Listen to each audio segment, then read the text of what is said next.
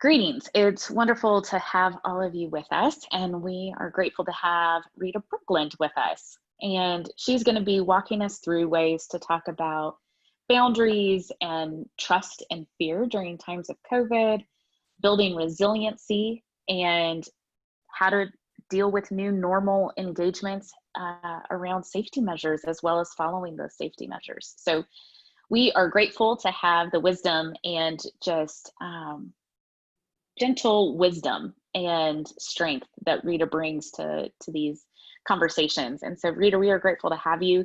If you would begin by introducing yourself, and then we will take it from there. Thank you so much, Morgan. It really is a privilege to be with all of you.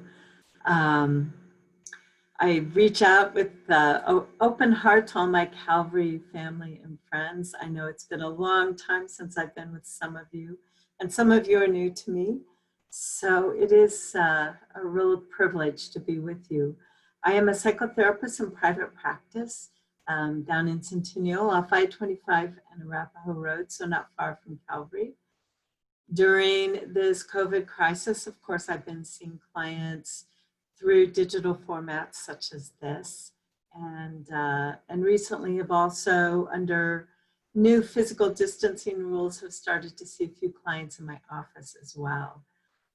It has been an interesting time of some deep waters with some big losses and deep grief, but also some really sweet, treasured moments of love and connection. So it's I'm on the journey with all of you. Thank you so much, Rita. And if you would like to begin, you can share your screen and begin helping us think through some of these things.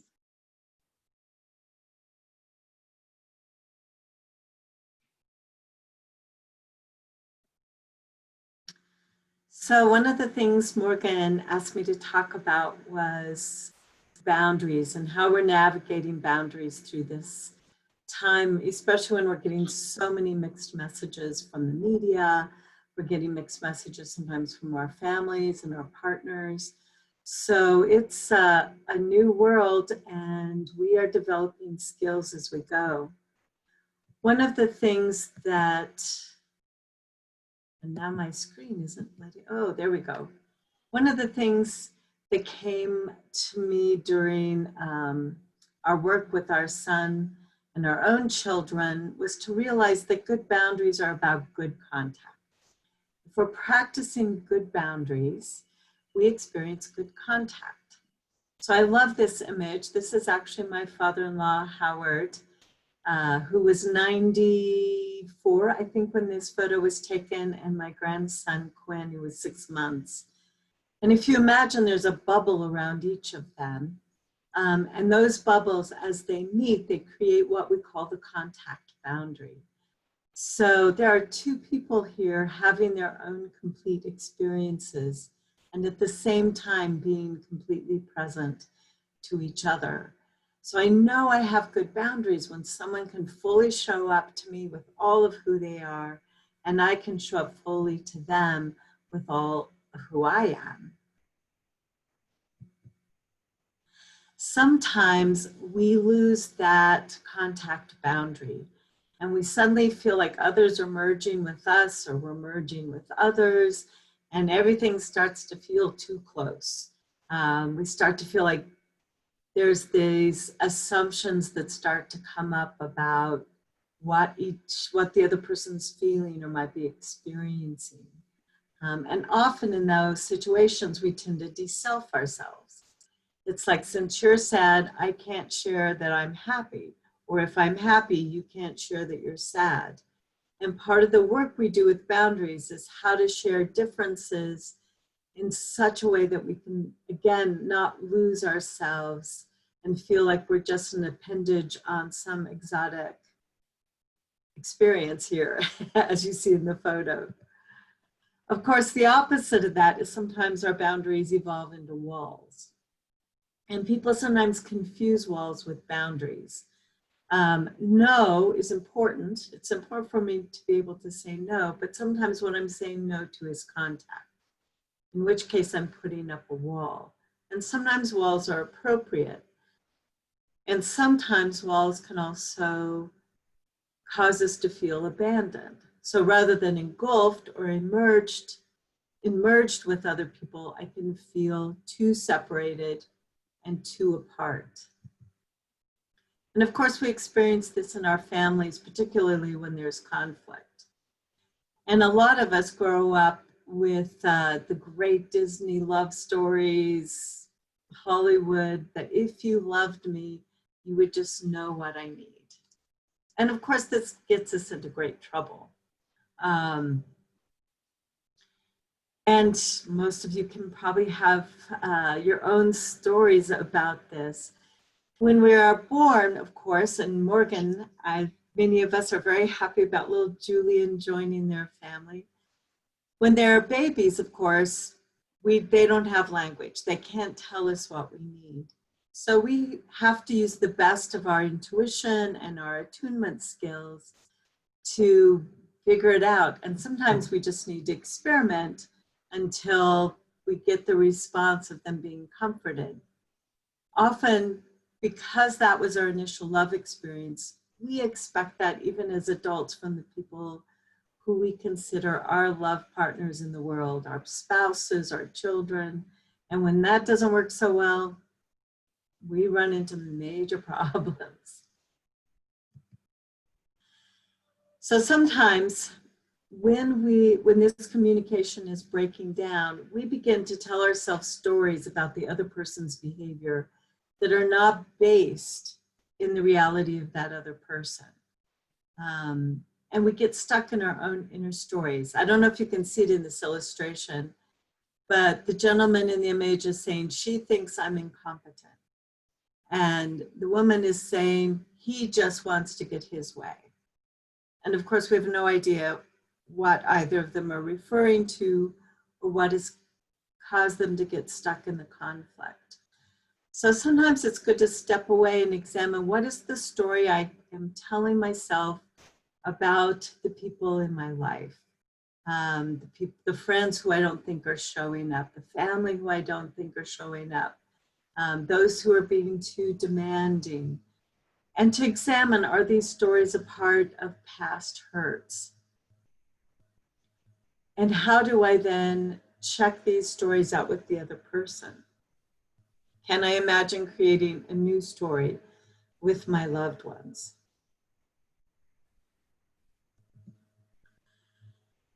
I thought we needed a moment for a smile, because in the midst of conflict, sometimes humor comes up. Sometimes the way we change the tension or the stuck places is we can step back and kind of get some perspective on ourselves. So I love this quote: no matter how calmly you try to referee, parenting will eventually produce bizarre behavior. And I'm not talking about the kids. Their behavior is always normal.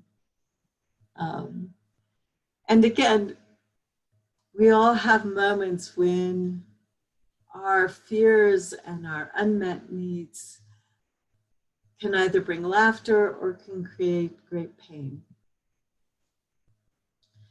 Many of our struggles then are based in unresolved past hurts or past successes.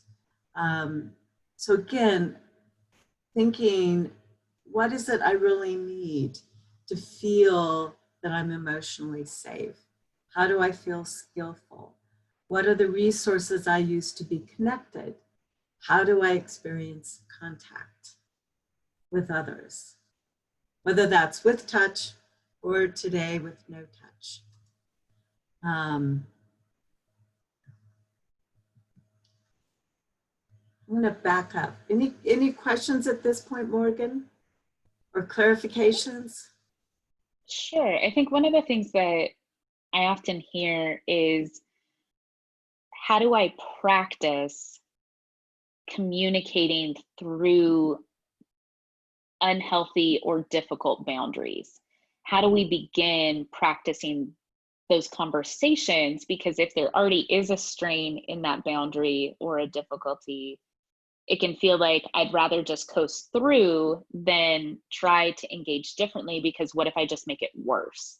at least with what it is, I know how to cope, or I know how to continue. Can you speak to that a little bit? So changing communication patterns is difficult because we all have these narratives we get stuck in our families. You know, the fight that, oh, here it comes again. I know exactly what my partner's going to say. He knows exactly what I'm going to say. And we're going to go around the merry-go-round once more, having a conflict about this or that issue. I think the first thing is always to become aware of the patterns. Where is it that these patterns show up? And how is it that they get us stuck? Because they're usually loaded with lots of emotion. And whether it's patterns of communicating with my kids or my partner or my parents or my friends, we all have them. So sometimes I think once we become aware of them, we can actually work preemptively. So how can I talk to my pattern about these, my partner or my loved one about these patterns without just recreating them? How can I say, hey, I notice we keep getting stuck in the same pattern. We keep having this same conversation. What do you think it would look like if we maybe did this differently? Maybe if we did something in writing.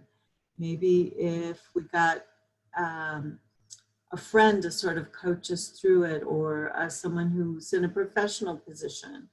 Let's get some professional coaching from a counselor. Those kinds of resources can be helpful. There are also great resources, and I'll touch on a couple as we go forward.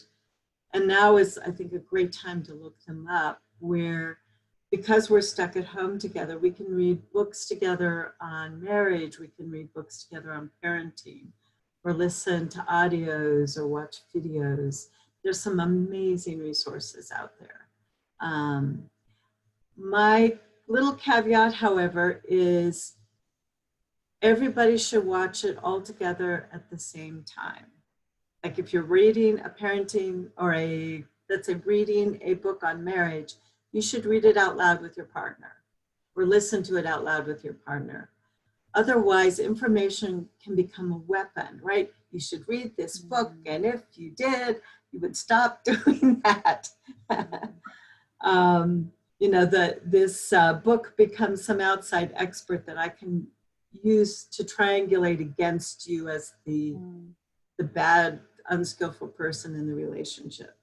So I think it's better if we can look at resources together and then discuss. Do you like what this author is saying? Do you not like it? Do you agree, not agree?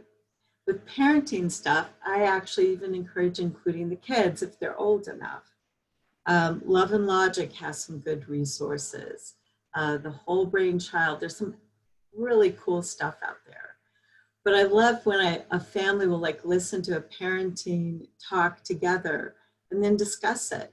What do you think about their idea of this is how we should be raising you? Or that we should use this to get you to clean your room. We should use this approach, and really bring the kids into a collaborative space around how we work as a family. And again, that tends to increase this contact, right? I start to respect every person's bubble of experience and individuality, rather than expecting them to be just like me, or just like so-and-so, or, right? And then we end up with walls instead of contact. We end up with power struggles instead of collaboration. So yeah, I'm all about let's get everyone resourced and creative, because there's no perfect books out there, perfect resources. And I'm sure Morgan has some brilliant ones in her list as well. We're learning more and more. We joked that there's no book on parenting in a pandemic. So we also have to be, as you noted, very creative if we're looking at a resource, and acknowledging that just because they have expertise doesn't mean they know us as experts. And so I really appreciate you noting that it's a jumping off point or a unifying point on information that then can be brought to the family or group of individuals to navigate for what works best for them. But I think sometimes, to your point, Rita, of having outside information, it can be incredibly helpful, because then that's a third party that can be either, oh, we completely disagree with this person, and we have unity around that disagreement of that is not the approach that works for us, or going, oh, that puts a whole new perspective on it. Can we talk about that more? And I think that alone can give a helpful creation of space to then re-engage and create connectivity. So I appreciate those pieces of wisdom that you offered. I love the word experiment, because every family is unique. And even as I work with couples or families in my office, I will put out stuff as an experiment. Try this. It might be a fit, it might not be a fit, because we're all unique. And we never fully know each other. We're full of mystery. We never fully know ourselves. So if I can stay open and willing to experiment, well, let's try this for a few weeks and see how it goes. And then the whole family can, discuss whether it's a fit or not, and whether to continue it or create some new next experiment of their own. So yeah, I'm so excited about the resources, especially in the last 10 years that have come out. So some of them I've distilled here into just a few sort of bullet points around good, healthy communication, and also not so good communication. So a lot of us struggle with, I ask for what I need and my needs aren't met. This is something I think we've all heard often. So we ask the question, how do I ask for what I need in a way that sets you up to be successful and able to respond clearly and carefully? Part of my screen's covered up, so I might be missing things here. So of course, going back to that idea of good boundaries and good contact.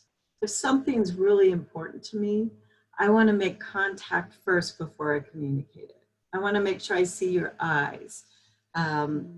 Whether it's with my partner or my grandkids or my kids, it's like, can I see those eyes? My grandkids will tell you I say that when I really want to make sure they're going to get a piece of communication.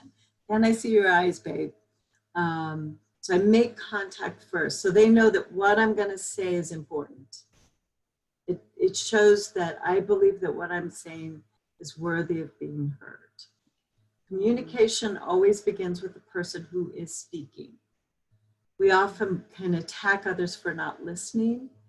And I think we need to unlearn that tendency and really go back to, well, maybe I didn't communicate it in a way that you could hear it.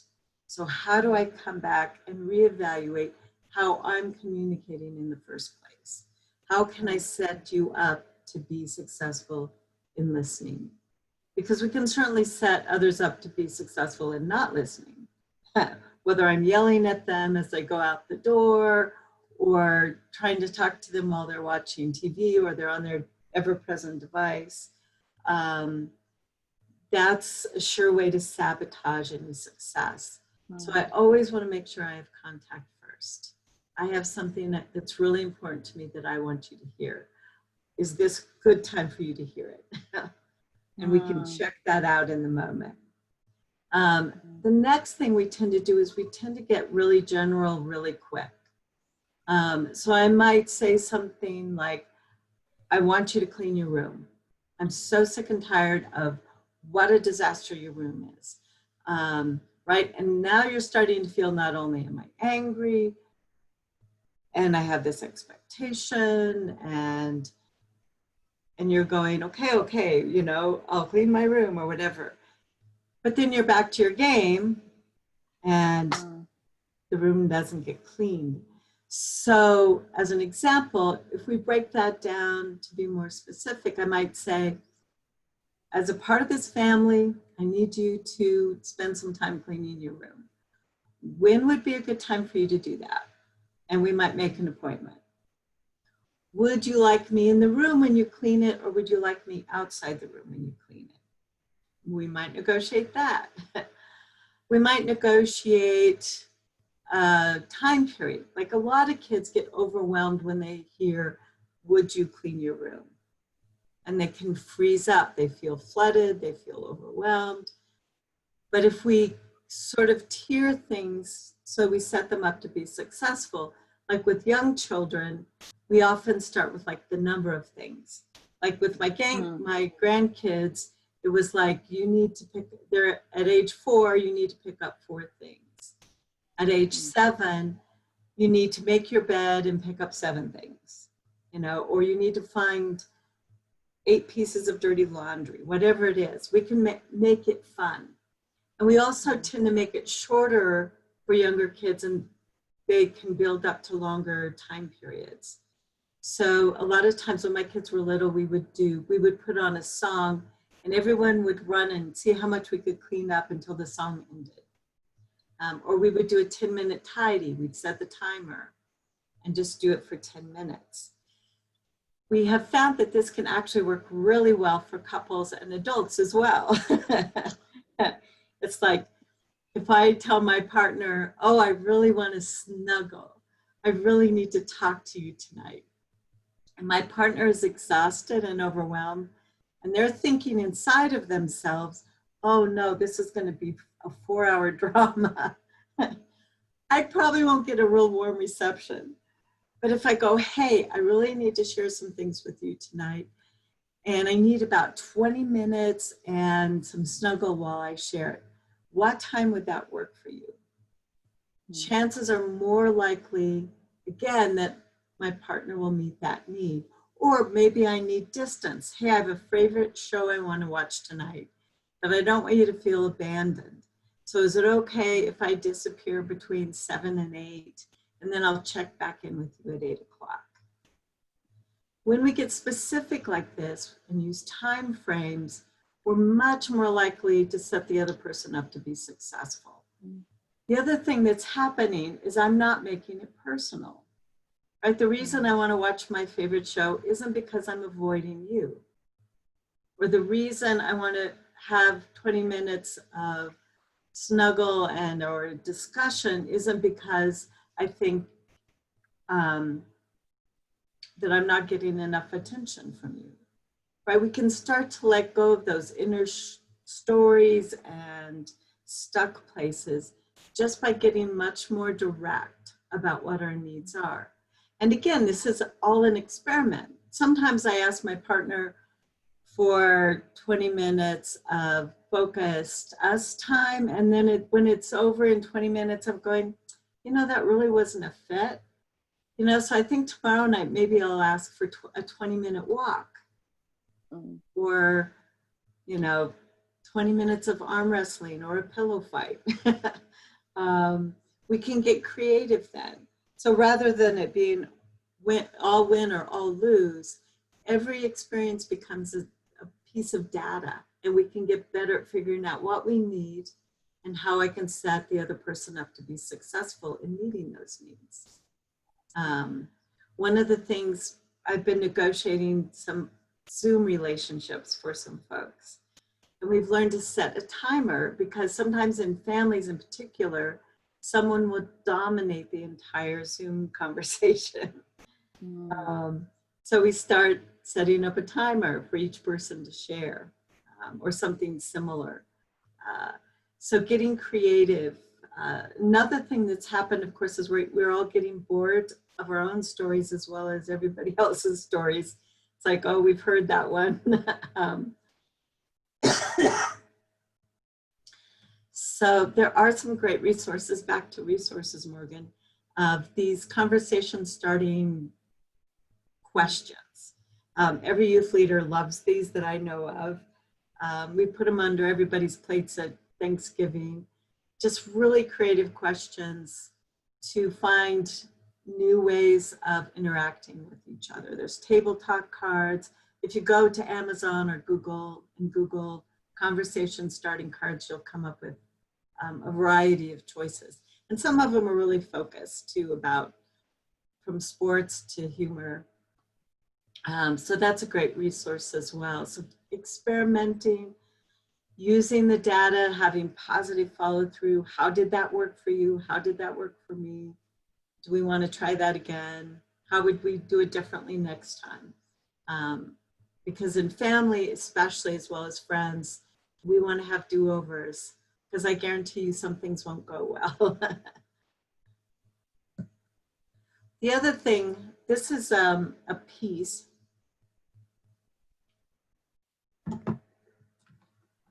that comes from a big study of couples in Seattle, Washington. And some of you are familiar with this study by John Gottman and Nancy Silverman, who are sort of the figureheads of the study.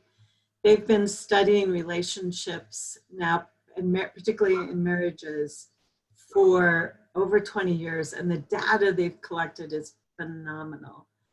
And one of the things that's come out of that data is the success and failure of relationships really boils down to skills and patterns.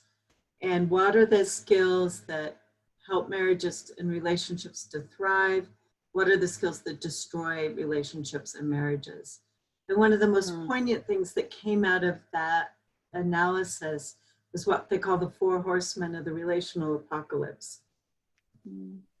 So along with the things I hope you'll practice and experiment, these are the things I want you to avoid.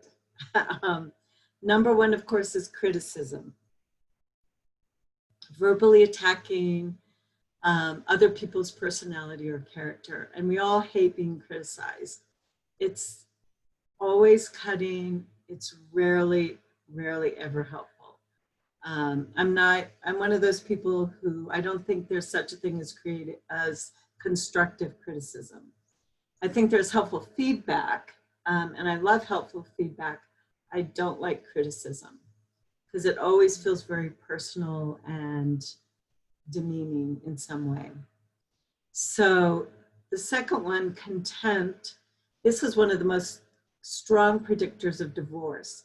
It's when you'll see one person attack another person's sense of self. They're insulting, they're psychologically abusing, name calling, put downs, humiliating, shaming, all of those kinds of behaviors where we're really treating the other person as an object that is not worthy of any love or attention. You treat them with contempt. Again, be really mindful and make sure this is not something you're doing. The next one was really hard for me, defensiveness, because this is where I go when I don't feel safe. I want to defend myself. Of course, the problem is then it makes it hard for me to own what does belong to me, and it makes it hard for me to listen to the other person. And of course, defensiveness and criticism tend to get hooked up. One person starts criticizing, the other person starts defending, and communication breaks down very, very quickly. Stonewalling is the 4th one, and this kind of refers back to the throwing up walls that prevent contact, where we withdraw from the relationship. We do the silent treatment. We walk around in a way that conveys disapproval. We create distance and separation. We threaten abandonment. All of these kinds of behaviors, which really put up a wall so that there can't be any sort of repair or reconciliation. Any questions after all that download, Morgan? I think more if there's, so we also realize that this doesn't just translate to partnered relationships or parent-child relationships, but friends as well. And I think sometimes when we're trying to figure out how to improve friendships and dynamics, especially in times like these where we can't see each other in the same way, or we're not in shared space the way maybe a partner or parent child might be. Can you speak to how maybe friends can have these conversations, using an example of friends that maybe miss having conversation, but because the other friend has other commitments, they don't necessarily want to hop on a FaceTime or on the phone again. And yet we can still articulate what our needs are using the screen that you have up right now, which is specificity and setting people up for success. Can you just give one example of how maybe friends who don't live in the same space could have this type of engagement? So I can think of a lot of examples. I think one of the things I'm always mindful of is sometimes I don't ask because I think the other person is too busy or I'm not important enough to the other person. So I always want to check in with myself first. And to really explore too, will I be okay if this person says no? What will I be okay if this person says, you know, I'd love to, but things are so crazy right now, I just can't do it. And I think once we sort of gather that information about ourselves, then we can put out the bid for contact. I'll call it that. You know, I reach out for some interaction. And if we, so let me see. Okay. What I think I would do, say I'm going to call my friend Janet, who lives in another state, and I'm really missing her. We had plans to be together, and that trip got canceled, and I'm really grieving it. So how do I create contact? Well, first of all, I call her, or I text her, or email, whatever that friend is most comfortable with, and I say, man, I miss you so much. And I really want a Zoom happy hour with you. Or I want to just go for a walk and have you on my phone. Would there be time when that would work for you in the next 2 weeks? And I'm just looking for an hour. And then my friend might say, you know, the Zoom thing wouldn't work. My eyes are so blurry looking at computers by the end of the day, but I'd love to go for a walk on my phone with you. But I can't do a whole hour. I can do 45 minutes tomorrow at 7. Do you see how this is going? And then we can sort of negotiate back and forth something that will create success in having at least some kind of contact together. And I know this is happening with like grandparents and grandkids. They're trying to come up with other ways of connecting that aren't so limited by a screen, perhaps. Some of them are reading children's stories every night. Some of them are going back to old-fashioned letter writing, which is wonderful. I don't know who doesn't love receiving a card or letter in the mail. I think I've sent more cards in the last month than I have in several years. You know, so I think getting creative too and trying stuff, what lands in people's souls that feels nurturing. And if a Zoom experience doesn't feel nurturing, or FaceTime, you know, maybe a letter, maybe, you know, a walk with my headphones and my telephone, maybe a backyard distant. We've been having some people in our backyard and they bring their chairs and, you know, we do the mandatory 6 feet apart. I know people who meet in parks, and again, they do the distancing. They bring their own chairs and their own little snacks. And so I think there's all kinds of ways we can experiment to see what's going to meet that need. I think the other thing that's important is not taking it personally when somebody's not available, and also making sure you have more than one person in your life. And I'll touch again on that later, Morgan, but we really need a team of 4 or 5 people so that when one person isn't available, I have another friend I can reach out to, or another family member. This was something actually Brad and I did when our son was diagnosed with cancer. We each got a support team of 5.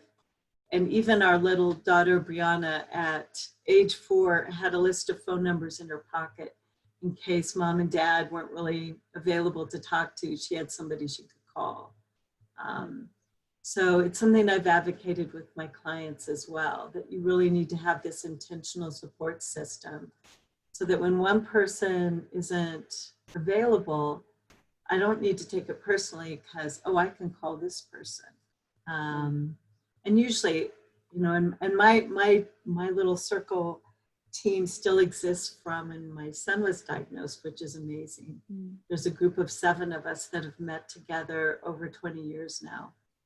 Wow. And so I also don't feel guilty then, right? If one of them calls me and says, hey, I really want to get together, and I'm like, I'd love to, but you know, the water's too deep right now. I don't have the bandwidth for it. You know, she can go, okay, I love you. I'll catch you on the next round. I'm going to go call Christy. And I think that can give us a lot of freedom to say no without any guilt as well, because we know the other person has other people they can call. I'm not their only support system. That's great. Thank you, Rita. This has been a time of amazing loneliness and solitude for so many folks. I have a number of clients who have no family and are isolated completely because of health concerns. The only person they may see occasionally is the person who delivers their groceries or their Meals on Wheels. So when that happens, of course, then we're sort of faced with, how am I in relationship with myself? I don't have another person in the house.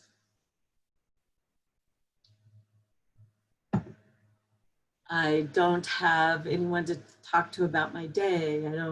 I'm tired of the TV. So I think this has created an invitation for people to change how we relate to ourselves, how we are in partnership with ourselves.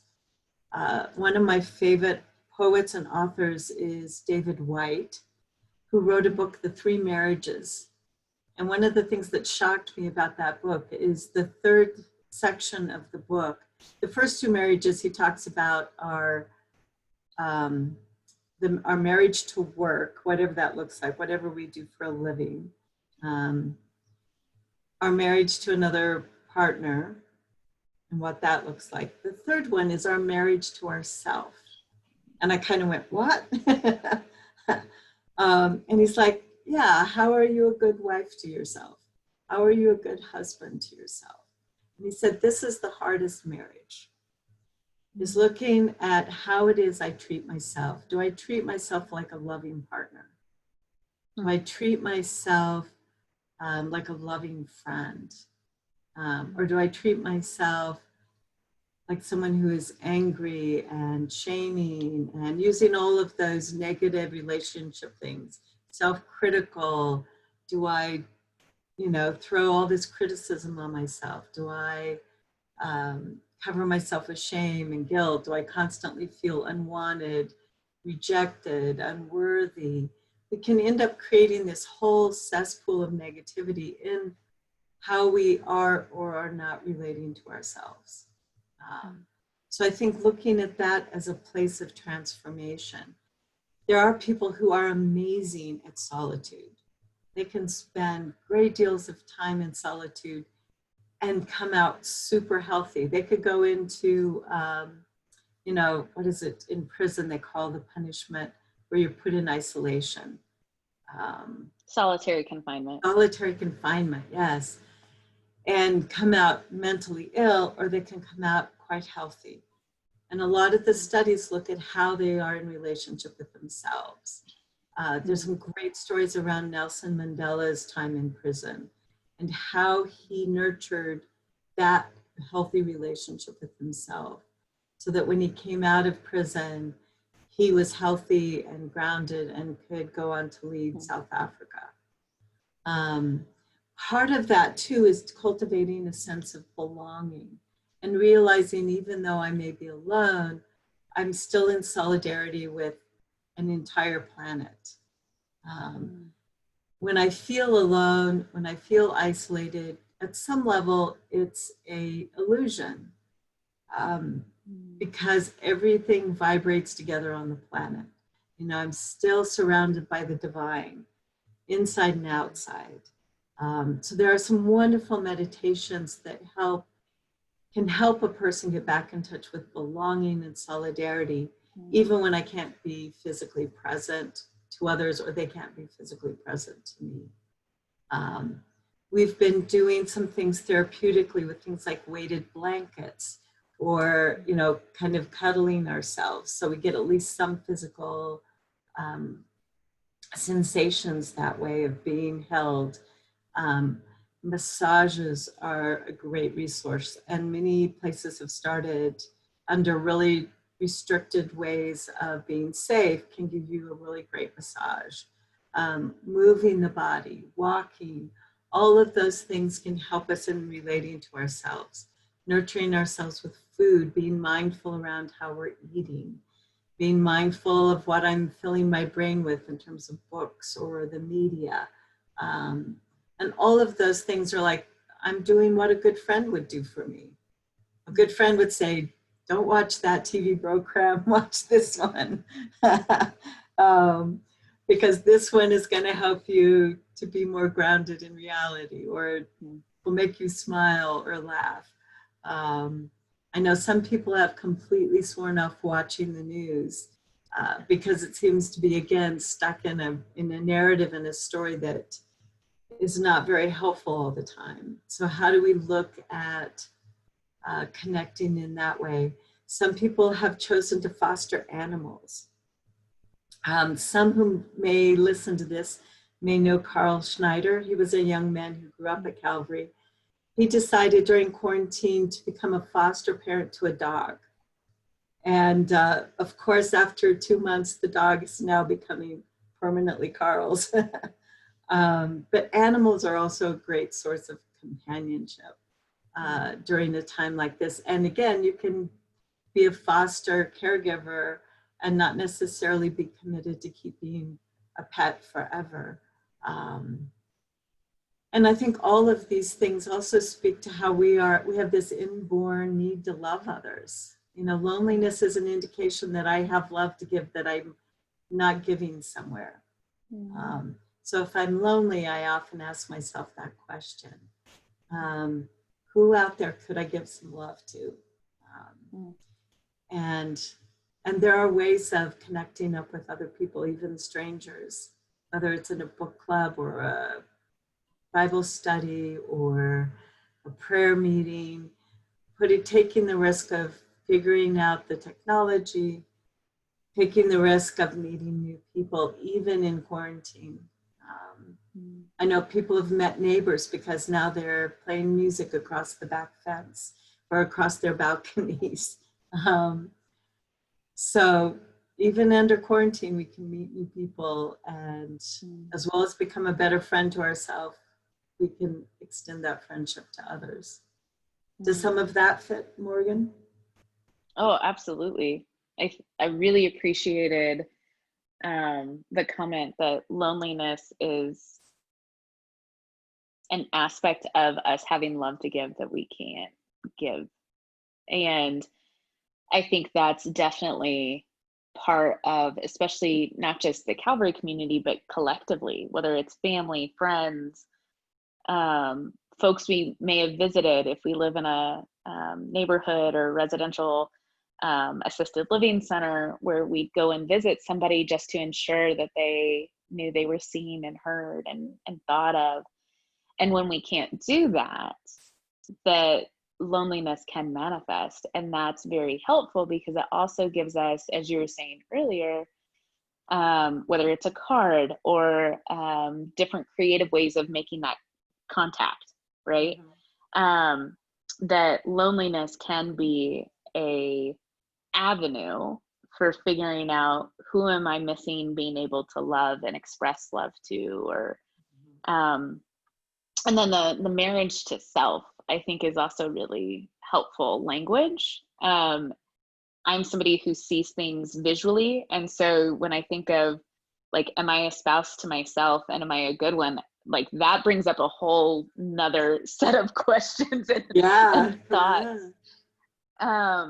But it is helpful because you don't have to be married to have that understanding.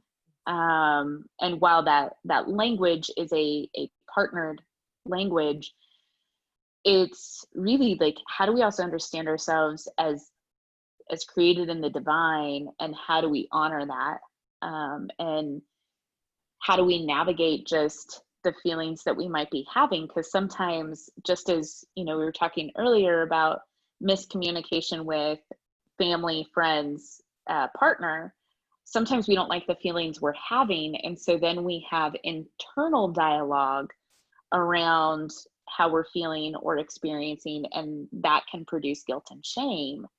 And thus we sever that connection with self as well. And so that's just a really helpful image to be able to also have different talking points with yourself around, how am I doing and how am I nurturing that? Knowing that that can sustain depending on how long these safety measures continue. And if we, have to go backwards in safety measures, being more restrictive than we are right now, and going back to sheltering at home and feeling like, oh my goodness, I can't even go socially distance visit somebody, it allows all of us, whether we live with folks or not, to be able to continue to work on how we are, so that we then know how we relate to others. So those were really helpful nuggets for me to also ponder and think through, because it matters, right? You can even be surrounded by people and feel isolated. It's not a matter of physical connection as much as it is an internal connection with self and other. I think that, when we were talking about having love, loneliness is a sign that we have love to give, that we're not giving.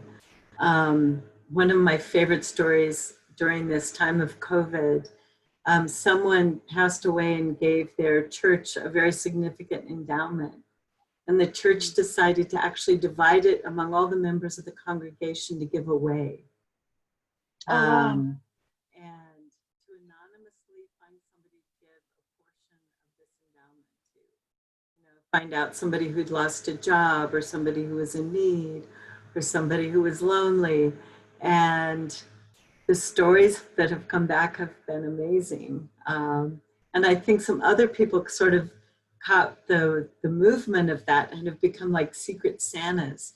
And they're just randomly, will drop off food at a neighbor's house with a note, or, will randomly leave a card in somebody's mailbox that they don't even know, just as a way of that practice of being of service and feeling like I still make a difference in the world. My life still matters. Even if I can't leave my house, how can I make my life matter to someone else? And then, of course, there's all kinds of avenues for doing that. But I think we feel differently when we, even if it's anonymously, we've reached out and touched somebody's life. Reminded somebody that they're beautiful, that they're loved, that they matter. So that's been a really cool thing to see happening. Yeah.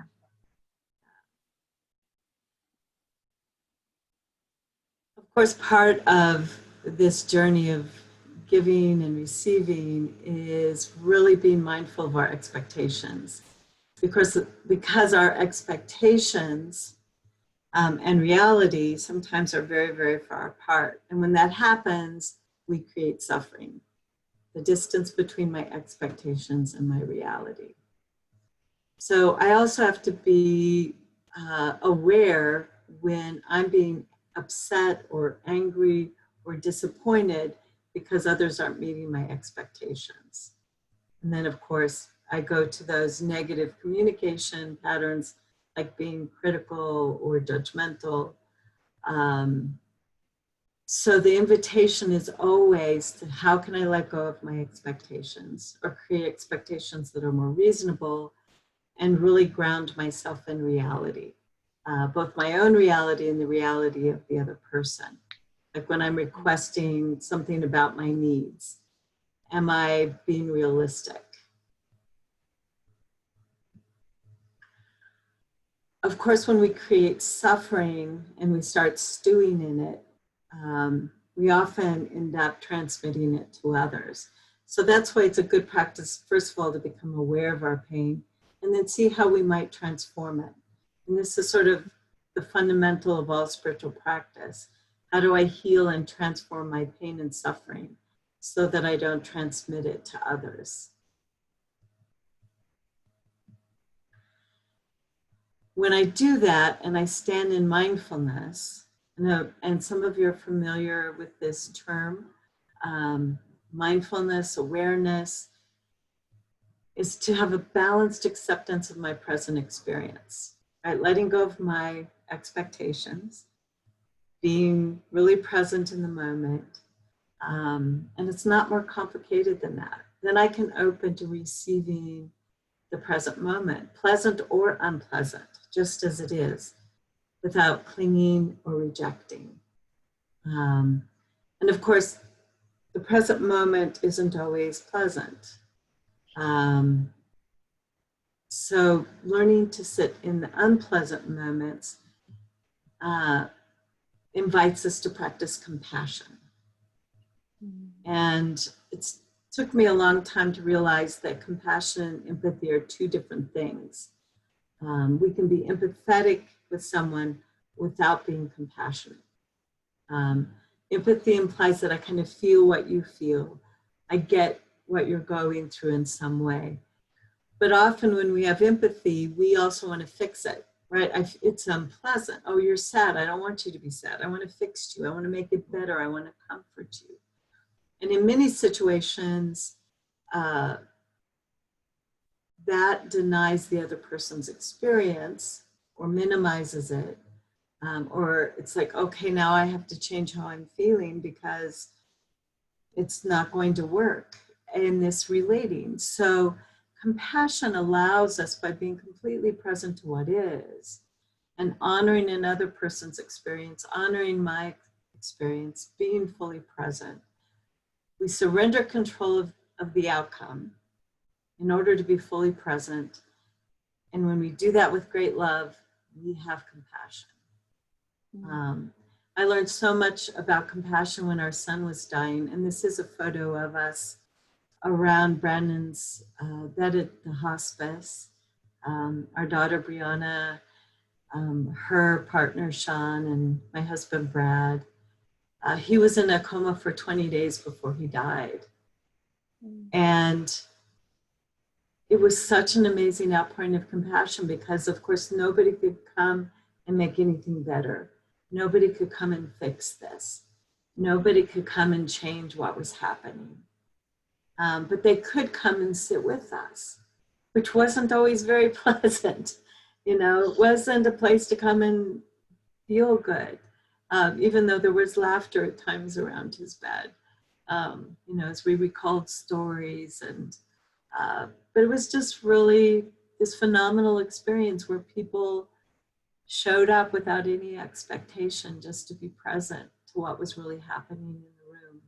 And of course, it led to some really profound, meaningful moments of love and depth and soulfulness and presence that would take a whole nother presentation to talk about. Yeah.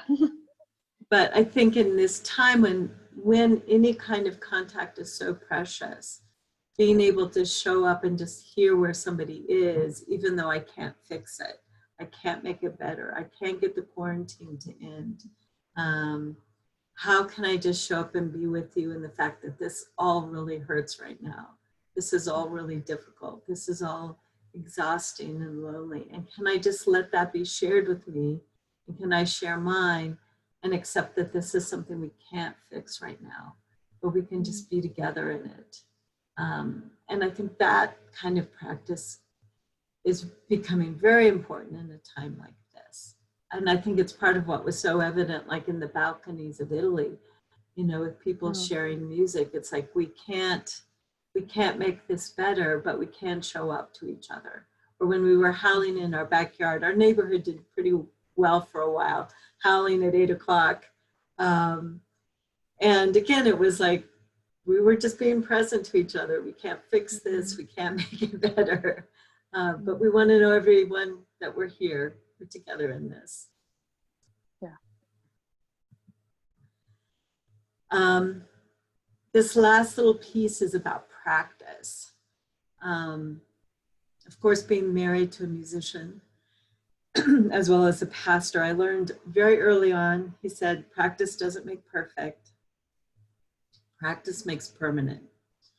And we're learning more and more about this from neuroscience, that the neurons that fire together wire together, which is why our patterns and habituated ways of being in relationship and doing things can get us into such trouble because they're just practiced way too much. But it's difficult to create new practices and stick with them and cultivate them. So I tried to think about some very specific ones that we could look at.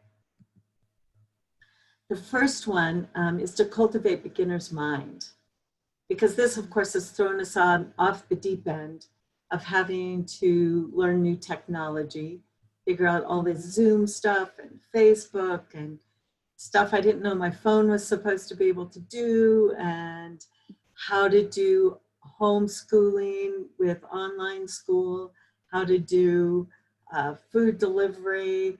Just, it's endless, right? How we figure out getting to our doctors if we need that, or the dentist, or just the list is on, you know, we went off the deep end. So this idea of cultivating beginner's mind.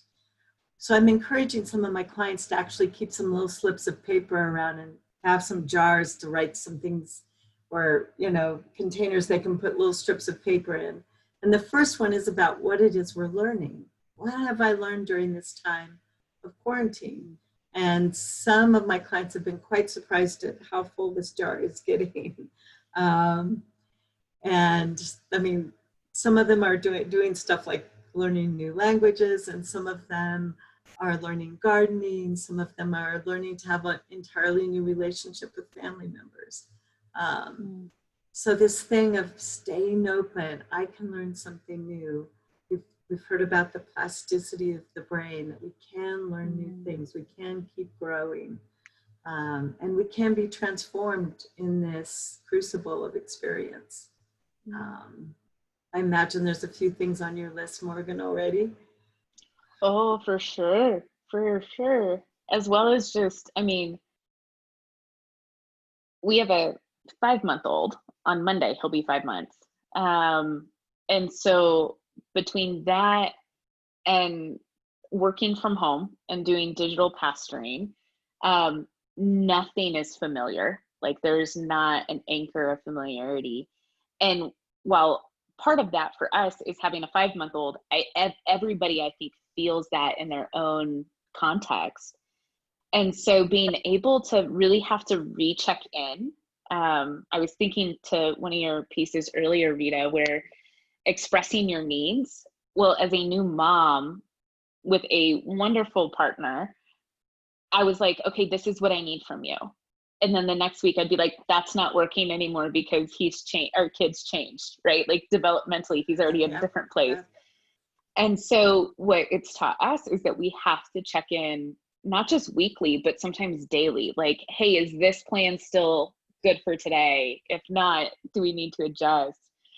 And taking that to work and understanding, okay, like, I'm used to being able to go in the office. I'm used to be able to have very clear boundaries around where my mind is going to work in what capacity, and having all that blur. So I work out in the living room and watch Julian throughout the day. And so my office is our living room, and trying to navigate the fact that I don't have separate spaces. reminded me of when I was in college and they were like, make sure you never work in your bed, like never do homework, let bed be where you sleep and you do homework elsewhere.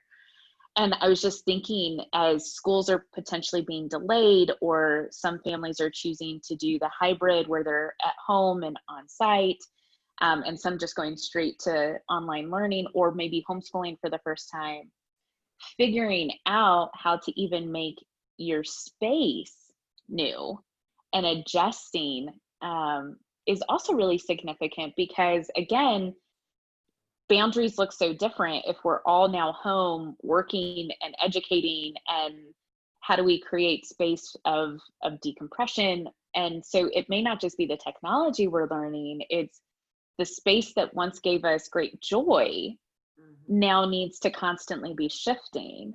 And so it really is, there's so much that we're having to learn and cultivate new. So this is a great example. I love the jar image as well.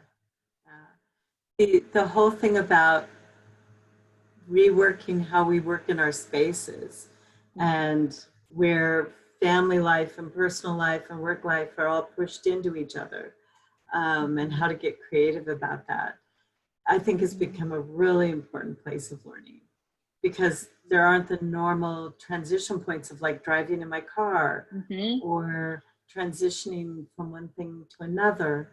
And I know some families have gotten really creative, especially when they live in apartments, which is the case for most of the urban world.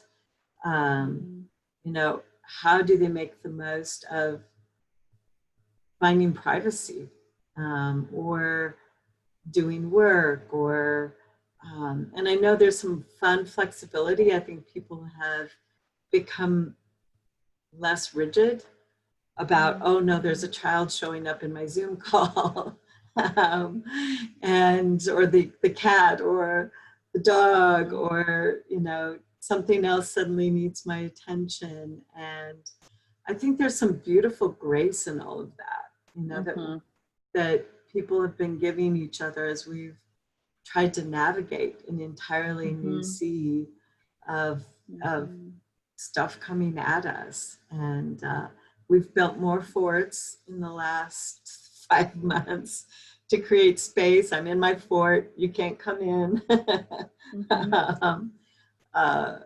There are a few times I've thrown blankets over things because I'm not going to do that now. That's not, I'm not going to notice the work that's unfinished.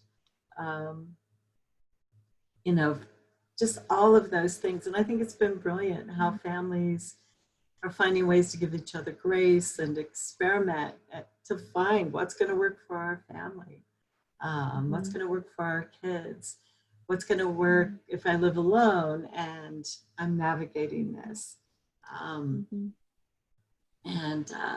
So yeah, it's so this whole like, I need a beginner's mind. I try to tell myself that every morning. What am I going to learn today? How can I keep myself open to something new, some new experience? And that's been really helpful. You know, even if it's an experience inside my own house that is so familiar. There's a poet, I think his name is Herman. He says, I know my wife so well, I don't know her at all. And we all have that problem of things becoming so familiar, we quit seeing them, even other people. We quit hearing them because, oh, I know that person, I already know what they're going to say. So I think that one of the invitations of quarantine is kind of turn that all on its head. It's like, oh, who are you? Who is this now? What is this happening? And I want to keep that cultivated and open. Some from Calvary who went to the Republic of Georgia will recognize this guy. This is Malchaz, the pastor of Peace Cathedral in Tbilisi. So he's one of my great encouragers of keeping a beginner's mind, cultivating a beginner's mind. This one is also easy to have a container for, which is gratitude. To write down, and my daughter and a couple of her friends have made this commitment to do it straight for 3 months every day, to write down 2 or 3 things they're grateful for, be specific, and try not to duplicate. So at the end of 3 months, that's, even if they do 1 a day, that's 90 things of gratitude, 90 pieces of gratitude. And I know a lot of folks have become extremely aware of how much we have in our country. And that even if I'm alone, I have ways of getting food. I have ways of, being connected through phone and computer and television. And normally we take these things for granted. And I know for me, the quarantine has caused me to be really grateful for my shelter, for my job.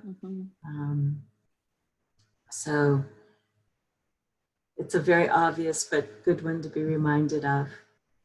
Another one that's been big during this time is grieving. And again, this needs to have its own container, I think. Everything we've had to let go of. As most people out there know, my husband, Brad, leads pilgrimages in Europe and the Republic of Georgia. And of course, every single travel has been completely taken out of the calendar this year.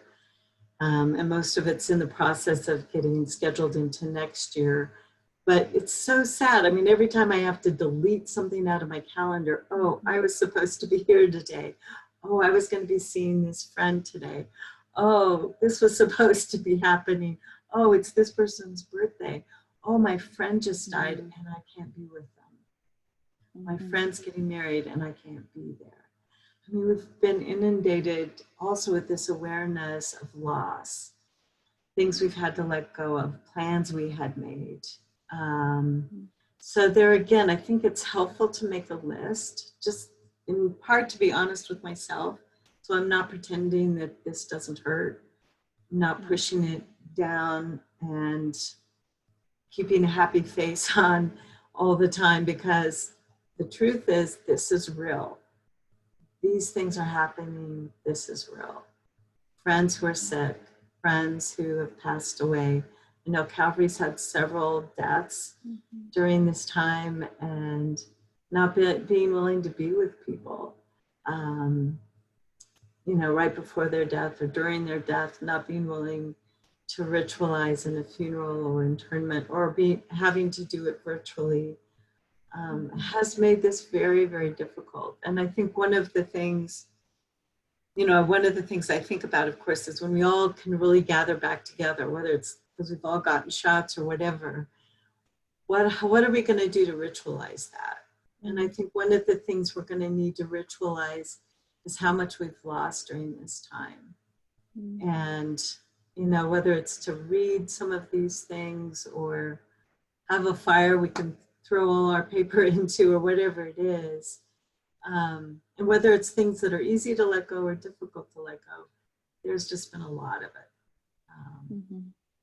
And letting go of friends I thought would show up, letting go of financial resources I thought might show up.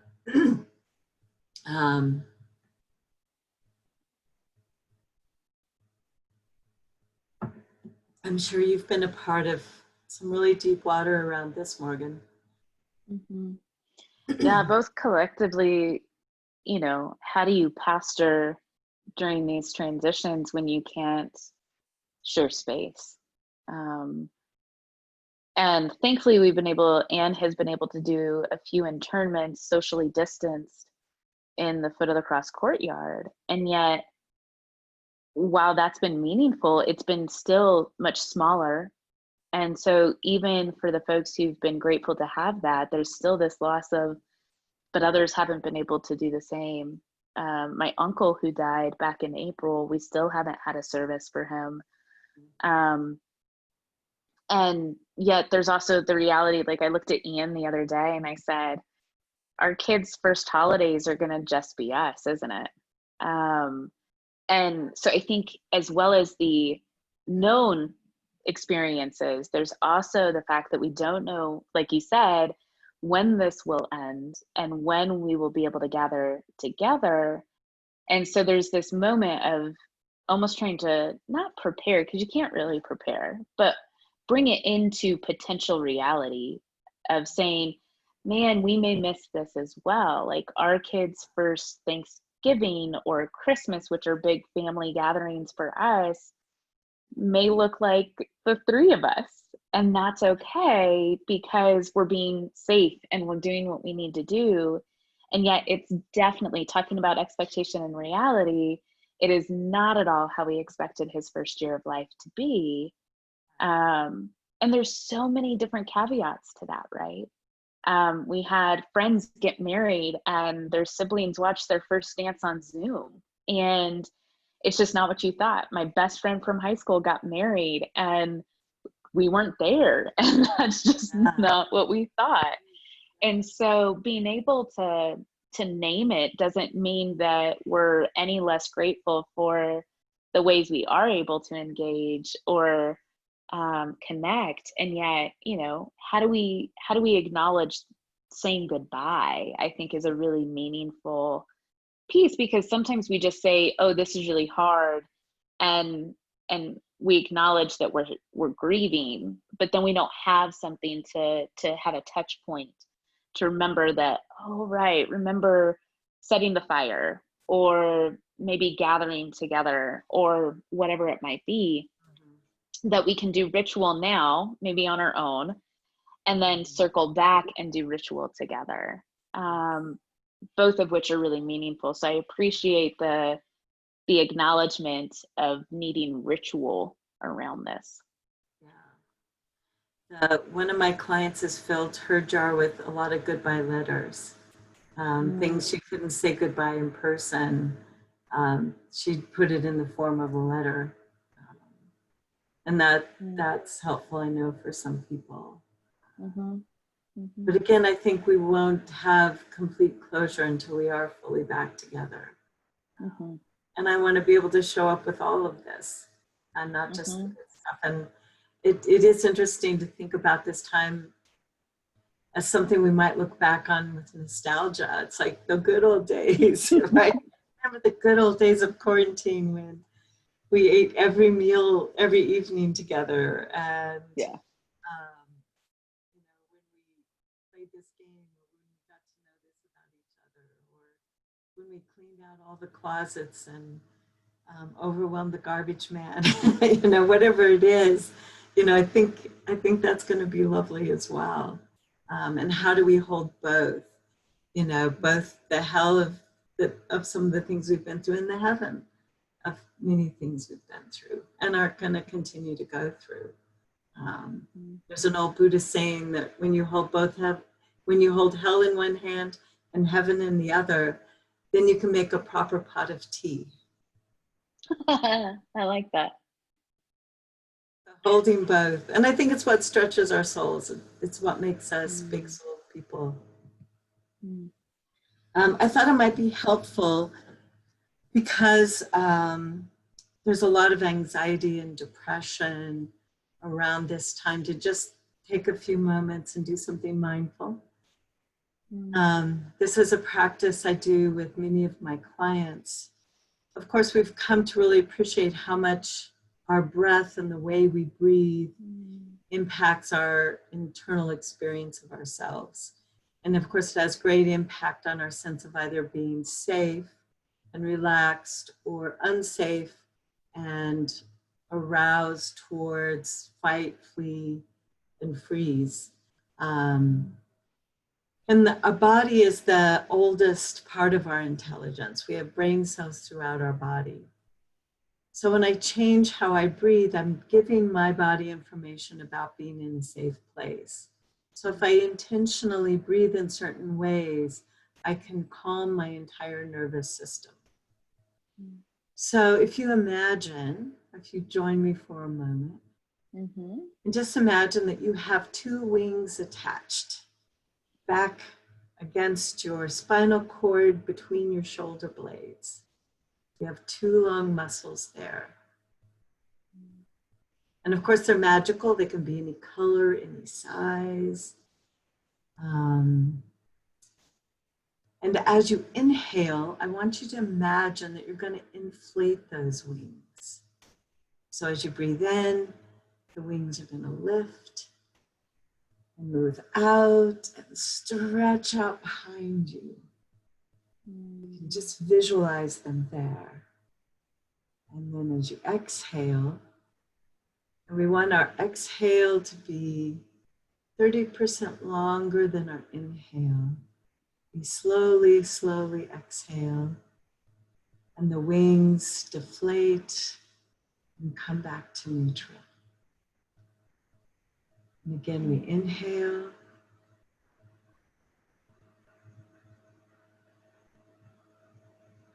And then slowly, slowly, for a longer period of time, we exhale as the wings relax, and maybe shake out a bit.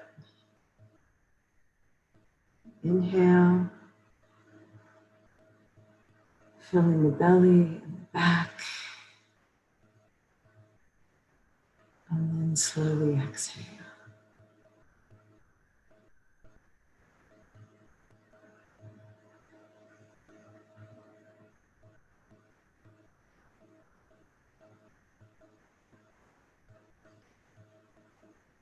So if you joined me in doing that, take a moment and see what you notice. What did you notice, Morgan? As I imagined the two long muscles, it was interesting. My back straightened, which is just a natural opening of self. But then also for me, I am not great at meditation if I don't have something to visualize. And so being able to have the visualization of the wings going up and coming back down, it wasn't distracting, right? It wasn't this visual that pulled me from that moment, but it actually drew me further into it. And it allowed for just a different level of presence as my breath started to calm my body down. And it's one of my just favorite. Yeah. Keep going. Yeah. Oh, I was just going to say, it just allowed for that final breath to be one of gratitude. Yeah. It's one of my favorite exercises. It was taught to me by one of my Gestalt teachers, and I've used it in all kinds of situations and have taught it, of course, now to hundreds of other people. Because sometimes our body thinks we're in an unsafe situation, even when I might be safe. So it might lift my anxiety, it might raise my heart rate, it might cause me to tense up in a way that gets in the way of my being present. So if I can remind myself I'm in a safe place, I'm wearing my mask, there isn't anyone too close to me, I can take a deep breath, I am safe. And because there's so much fear in the media right now. So I think this is really a great practice to sort of notice, okay, for whatever reason, I'm not feeling very safe. My body's kind of tensing up. What can I do to help myself relax? How can I slow down my heart rate and come back into better contact with myself and with others? So this has been one of my favorite tools. There are others, but I think because of the visualization of the wings, it has a particular sweetness to it. This is just a review of some things I said earlier about not taking things personally. That when we have good boundaries, it helps us not to take things personally. It's actually one of my invisible tattoos. My clients will all tell you about invisible tattoos as a way of reminding ourselves in certain situations. That when we're working with somebody that's upset or a child that's distressed, I don't need to make it about me. Don't take it personally. This belongs to the other person. Their choice not to wear a mask belongs to them. Their choice to stand too close, or they're close to you know, whatever it is that I feel is being disregarded, I can come back and go, okay, I have boundaries. I know this isn't about me. This person's behavior isn't about me. I can take a deep breath and ground myself in my own safety, knowing I'm doing what I believe is going to keep me safe. I'm doing what I think is going to keep you safe. And I respect that. Mm. So I think that's a good thing to practice, particularly as things open up or close up, whichever direction we seem to be going. The other thing we've been having a lot of fun with this actually is how to create safe greetings. It's almost become like the secret handshake in 20,000 variations. And of course, we have some beautiful examples from in the wisdom of the East around like bowing or the hand gesture, which we use when we pray, and it's nice to be able to use it with other people. Use it for God, now we can use it with each other. Hand signals, hand gestures, and also what we communicate about being safe when we do wear a mask or a face shield, that I care about you and I don't want you to be sick. So again, I think this is one of the things that I think is going to continue even after COVID is open. We're going to hopefully be more intentional about how we show up when we can't touch each other, how we are going to be present when we can't touch each other. And there's so many other places where we're always going to need that kind of skill set. So I love that. And just to circle back around, last of all, about being intentional and building a support system of at least 4 or 5 people who you can call and go, hey, I've had a bad day and I need to talk to somebody. Is this a good time to talk?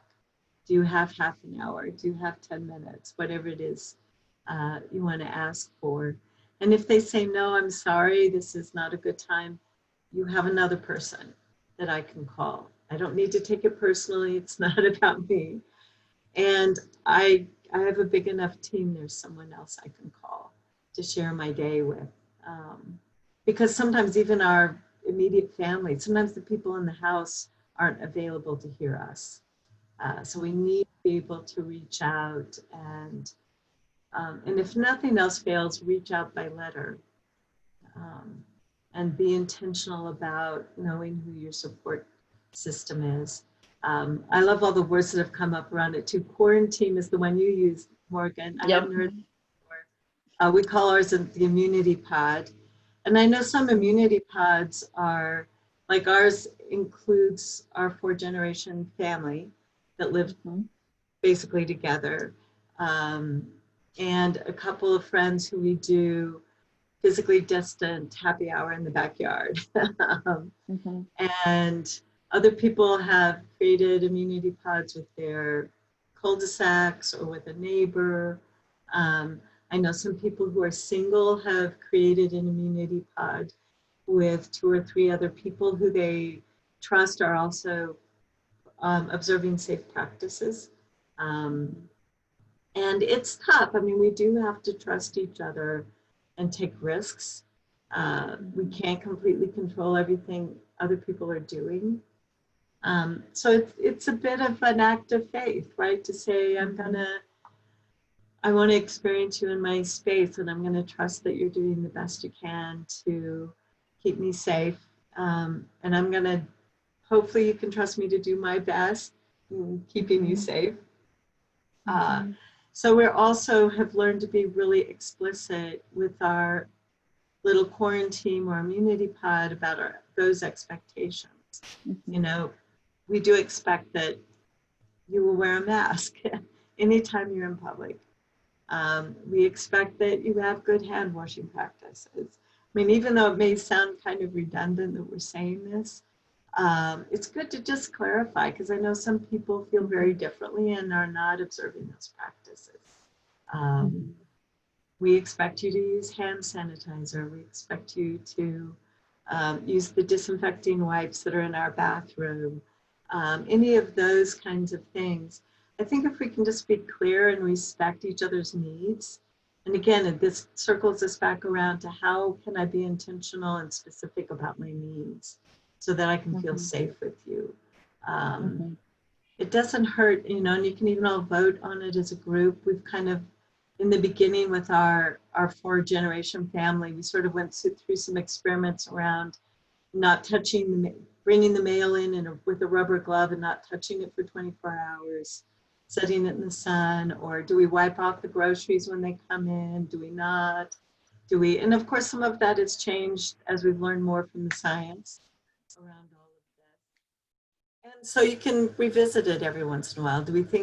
What do we think about masks today when we go to the grocery store? And I think it's just good to revisit that every once in a while with the people that are in your system and in your team. Do we not? I mean, one of the things in my building, because I'm seeing a few clients now physically distant in my office, is that I don't ride the elevator with anybody, you know, or I take the stairs. I have a mask on, but there's something about that for me. I feel safer if I don't share that enclosed space. I'm going to have windows open, whatever that is. And because I have allergies, people get freaked out when I cough. So I'm also thinking about a t-shirt that says I have allergies, or writing it on my mask. Excuse my coughing, I have allergies. But again, I think we have to sort of give each other grace and have some faith in each other that we're all doing our best to be healthy and keep each other healthy. Yeah. I think one of the things that when Ian and I, because Julian's slowly getting to the age of separation anxiety, and for the first really 4 months of his life, he'd only been held by Ian and I. And so we had to figure out, like, do we expand to some of our cousins so that Julian at least can get familiar being held by others? Otherwise, that could be a really tough dynamic when we can re-engage with people. And it still might be, but I remember feeling incredibly nervous to invite, and it was an invitation. It wasn't an expectation. Like when we talked to our cousins who we expanded our quarantine to, we just said, do you feel like our practices are safe enough? Do we need to adjust any of our practices to where you would feel safe for us to be in shared space with each other? To where you can hold our kid and we feel safe that you're holding our kid, and that you might be able to help us every once in a while.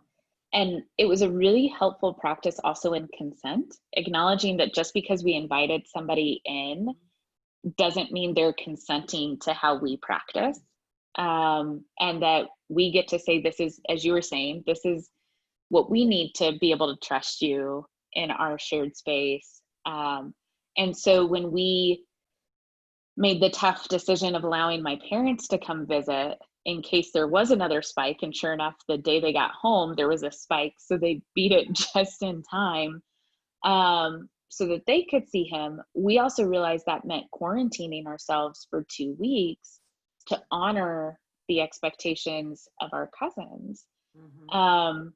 And we didn't social distance with folks. We didn't do those types of things just to reduce our exposure. And sometimes that was like, oh, one risk for another.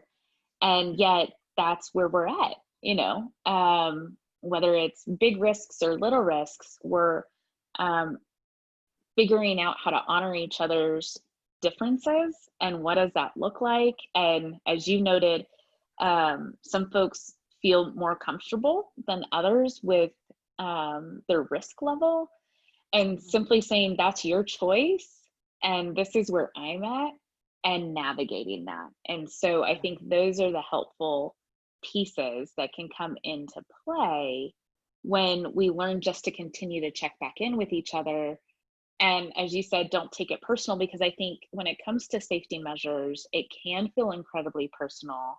Because if we had a family member say, we don't really wear masks, but we want to see you, and we said no, because that's more than we're comfortable with, that can feel like we're quote unquote judging them, or vice versa, that they're judging us, versus being able to simply hold it open-handed and say, that's where you're at. And if that works for you, okay, that doesn't work for me. And we'll continue to see each other over the phone or through technology. And that's okay, because this is what works for both of us.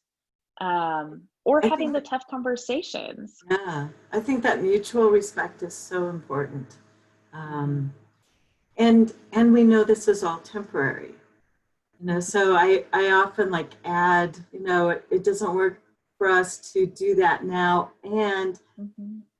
I love you. I want to stay in relationship. And when this is over, I'll look forward to reconnecting, or we'll look forward to creating that experience together.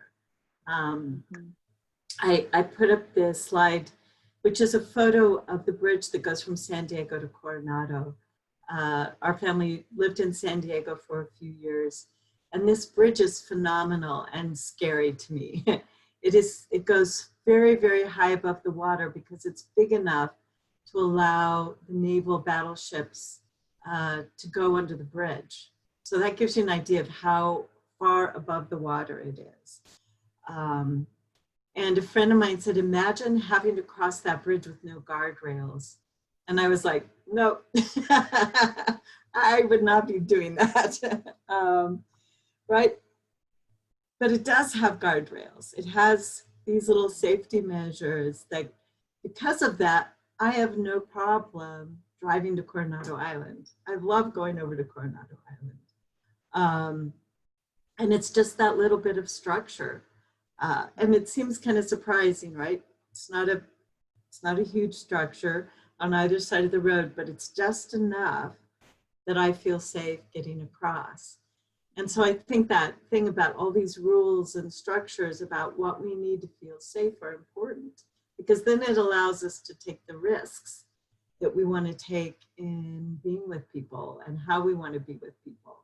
So the risks are supported by the structure. So being really explicit about that, I think, is really helpful.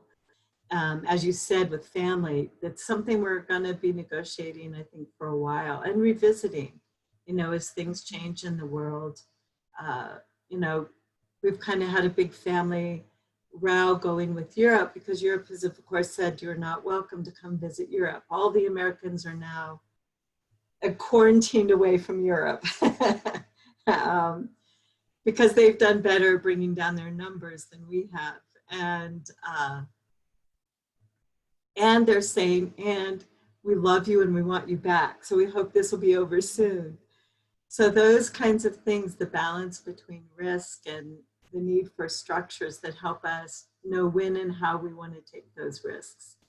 The other thing I thought I would bring up, because you mentioned kids, one of the things that can be scary for kids are all the masks and the mask wearing. So we've done a lot of game playing with them and getting creative with them, because most kids are cool if you're doing this with dress up. And there's some crazy looking masks out there these days. So to just play with kids so that they get comfortable with them, they get comfortable seeing their family members in masks, we get comfortable smiling with our eyes. Families like ours who've had a lot of medical experience forget sometimes what it was like when we first started wearing them. It's kind of interesting, because now we're like, oh, we did this for a long time, this is easy. But I know for other people it isn't. To get in the routine, to get in the habit, always make sure you have one with you, or you have backups or whatever. But it can really be a playful, wonderful thing, to be creative with, especially with kids. For our kids, we even pulled out Halloween stuff, and just so they get comfortable with seeing the world, showing up in very, very different ways for all of us. So yeah, with your little one, it's going to be a new journey of beginning and then transition into the larger public sphere. Yeah. Yeah. We joke that he won't really know that people don't always wear masks or they're not always on screen, because that's how he sees people right now, outside of us. So And seeing them without a mask, a crowd of people without mhm, masks might be scary for the mhm, first right. time. Yeah. Yeah. And Like what? so Look at all those mouths coming that's at me. right. They move. It's true. Yeah. Um, but it is, right. And to your point around, masks make it hard when you're out in public to know how other people are receiving or responding. And because you can't smile. I remember I don't go, Ian usually does our grocery shopping, so we minimize how much exposure we even have in our own house. Um, but I was out one day somewhere and had a mask on, and I wanted to let the person know, like, oh, like, hi, I see you, it's, we're good. And I was smiling under my mask, and I was like, they can't see that. They Yep. they might be able to see it. And I was wearing sunglasses, but they couldn't see it because I had sunglasses. Like, they couldn't engage that nonverbal. And so it's like you said, having that beginner's mind of how do we engage, how do we honor, and how do we acknowledge also when we don't have the same reserve that we would at other times to handle stress or having to pivot. I know with my grad students, I've been teaching online on Wednesdays. Our class is a practice class for social work. So it's designed to require you to pivot pretty frequently because we're teaching you how to put it in practice. And one of the things I've noticed is my students just don't have the reserve because they're having to pivot so much in every other aspect of their life, that our course is just like above and beyond. And it's taught me how to have to pivot and say, okay, how do we meet each other in a way where you're still getting the education you need and you're still becoming a good practitioner, while acknowledging we're in a space where there's not as much nimbleness because maybe that nimbleness was already used that day. Yeah. And I think when we come back together in any capacity, whether it's, on site, but we're still socially distanced apart, or when we come back, but maybe there's still some safety measures in place. Mm-hmm. I think being in such familiar spaces like a church, it can be incredibly difficult because we just want it to feel warm and nurturing. And some of these safety measures, as you noted, can feel distant. And so we're already experiencing that distance. And so when we want to get together and it still isn't what we thought, being able to have, and just naming, I think for me and my personality, we're all very different. But I know for me, your husband works with our staff on Enneagram staff. So I am a 2 on the Enneagram, which means I have a repressed thinking center. And all that means is I overthink things in an unproductive manner, right? So this time has been a lot of unproductive thinking because I have time to do it, as well as being a new parent and a pandemic. Yeah. And what I realized for me was simply naming, like, this is hard. I'm in a space where I don't have the energy. So when you were talking about being specific of what you need from somebody else, sometimes I don't know what I need, but if I name, like, this didn't align for me today, I will work to figure out what might align. That has allowed Ian and I to really continue, as you noted, not taking it personally, right? Yes. Well, and that willingness to get the do-overs.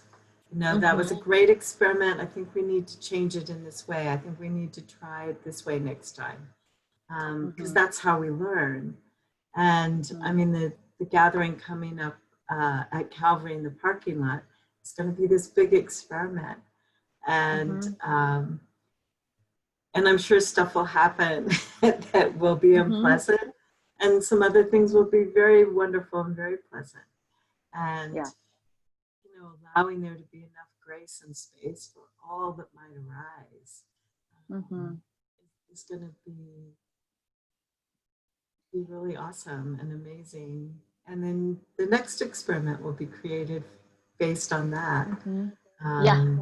Yeah. So I think that whole thing of being flexible, willing to pivot, willing to try again when something isn't working quite right, willing to learn. And of course, the more people we negotiate and experiment with, the more challenging that is. And then to respect each other's ability to give up what we can at any given moment, because everyone has a limited bandwidth. Yeah. I need to be able to be honest and go, express what I need, be specific, tell you how much time I need, and then I'll get back to you. Then we can walk away and still feel safe and good about our time together. So, yeah. Well, I've really appreciated this time together.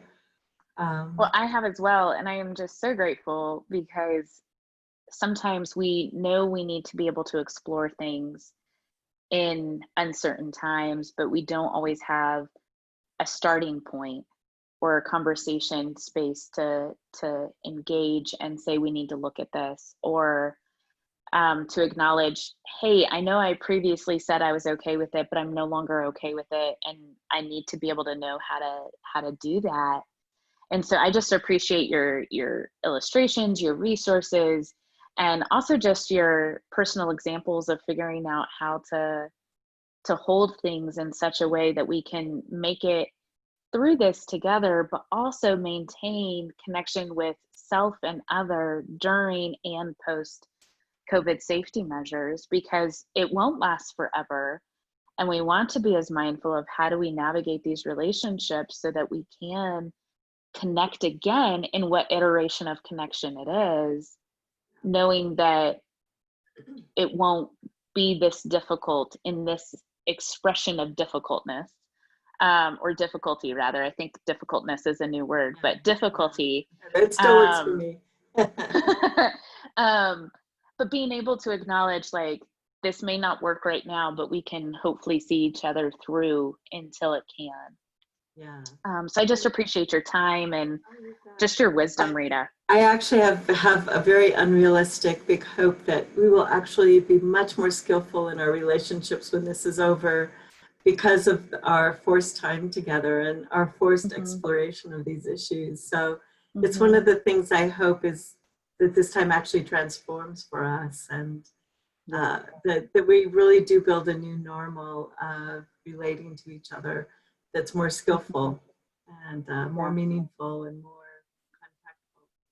So yeah, I'm all in the mess with all of us stirring the pot. So looking forward to seeing what the future brings, for sure. Yes, absolutely. Well, thank you so much, Rita. I really appreciate it. I'm going to add at this point that I hope you'll edit this as heavily as you need to.